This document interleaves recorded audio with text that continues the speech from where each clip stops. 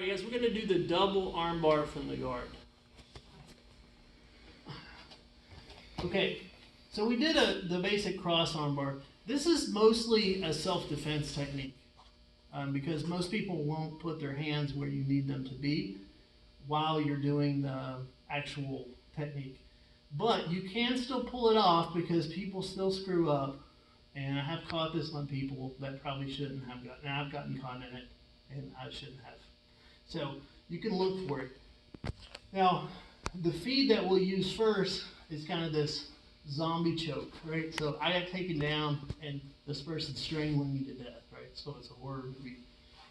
Like, this isn't that hard to get out of, okay? So the main thing is, if somebody is really trying to choke you, you need to control their hands. This gives you a little bit, and I can always press up. So if he's driving into me a little bit, I can take a little pressure off with my hips. All right, I don't have to freak out. So, but when he puts his hands up here, I'm just going to go ahead and break his arms because, he's choking me. So why not, right? So I grab his hands because I want them to stay where they are, right? I want him to keep choking me for a minute. He's going to have his last little bit of fun.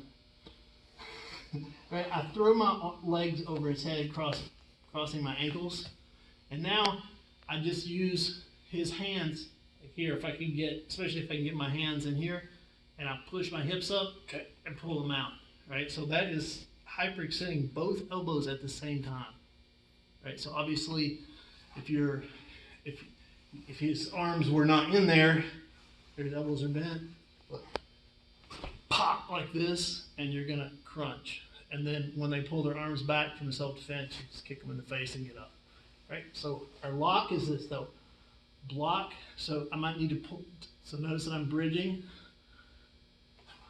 up, ankles, here.